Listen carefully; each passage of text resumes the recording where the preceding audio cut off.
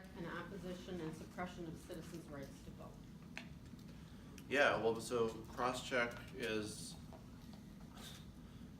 it's a disaster. It's an effort to, under the guise of cleaning up our voter rolls, without adequate checks and without real due process, purge people.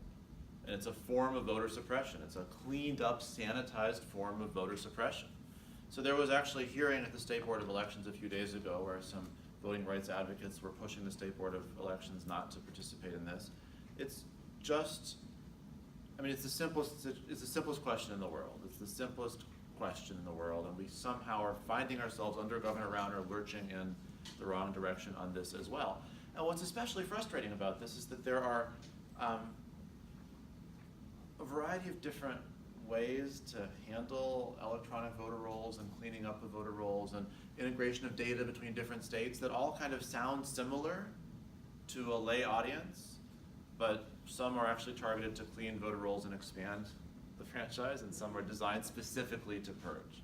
And so I was involved in the legislature in fighting to put us in something called ERIC, which is a national consortium of state election authorities that share data in a way that is designed specifically to expand the franchise in a way that means that when people move from one place to another, because those moves are typically tracked by other government entities, the election authority can find out about it and automatically update people's registration.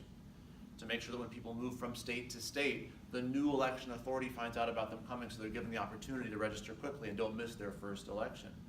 So there's actually positive systems that sound a lot like cross-check until you explain things in detail, and because of that, the people who are pushing this cross-check approach have been able to kind of pull the wool over a lot of folks' eyes. So this is the first time I've been asked this question in the campaign, and I'm thrilled. And I think we ought to talk about this way more often. There was an article I read today analyzing the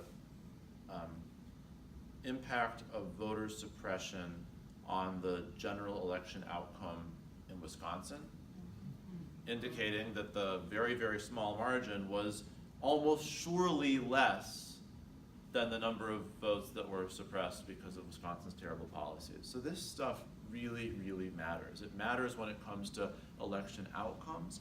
It matters when it comes to which communities have their voices heard and which communities have their voices suppressed. It matters, therefore, when asking which communities are actually going to be properly represented in government, which communities do politicians feel obligated to listen to. And it's really appalling that after Illinois has gotten a lot right on automatic voter registration, same-day registration, voting by mail, early voting, we're now lurching in the wrong direction on this. We've got to do better.